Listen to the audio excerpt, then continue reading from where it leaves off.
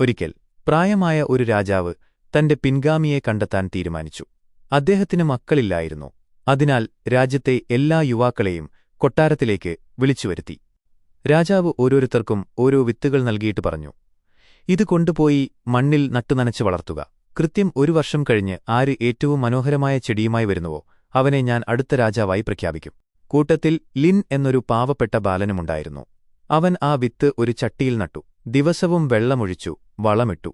പക്ഷേ ആഴ്ചകൾ കഴിഞ്ഞിട്ടും മാസങ്ങൾ കഴിഞ്ഞിട്ടും അവന്റെ ചട്ടിയിൽ ഒരു മുള പോലും വന്നില്ല. മറ്റു യുവാക്കളെല്ലാം തങ്ങളുടെ ചെടി എത്രത്തോളം വളർന്നു എന്ന് പരസ്പരം വീരവാദം മുഴക്കുന്നുണ്ടായിരുന്നു. ലിൻ സങ്കടപ്പെട്ടു. എങ്കിലും അവൻ വിട്ടുകൊടുക്കാതെ ആ മണ്ണിൽ വെള്ളമൊഴിച്ചുകൊണ്ടേയിരുന്നു. 1 വർഷം കഴിഞ്ഞു. എല്ലാവരും തങ്ങളുടെ ചെടികളുമായി കൊട്ടാരത്തിലെത്തി.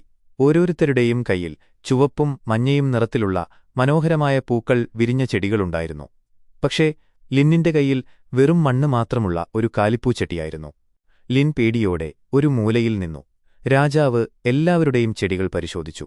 അവസാനം അദ്ദേഹം ലിന്നിന്റെ അരികിലെത്തി. നിന്റെ ചെടിയെവിടെ? രാജാവ് ചോദിച്ചു. ലിൻ കരഞ്ഞുകൊണ്ട് പറഞ്ഞു, പ്രഭു, ഞാൻ 1 വർഷം മുഴുവൻ അധ്വാനിച്ചു. പക്ഷേ ഈ വിത്ത് മാത്രം മുളച്ചില്ല. എന്നോട് ക്ഷമിക്കണം. രാജാവ് പെട്ടെന്ന് ലിന്നിനെ ചേർത്തുപിടിച്ചു ഉറക്കെ പറഞ്ഞു, ഇവനാണ് നിങ്ങളുടെ പുതിയ രാജാവ്. എല്ലാവരും അത്ഭുതപ്പെട്ടു. രാജാവ് കാര്യം വിശദീകരിച്ചു. ഞാൻ നിങ്ങൾക്ക് നൽകിയ വിത്തുകളെല്ലാം പുഴുങ്ങിയവയായിരുന്നു. അവ ഒരിക്കലും മുളയ്ക്കില്ല. നിങ്ങളെല്ലാവരും വിത്ത് മുളയ്ക്കാത്തപ്പോൾ വേറെ വിത്തുകൾ വാങ്ങി നട്ടു.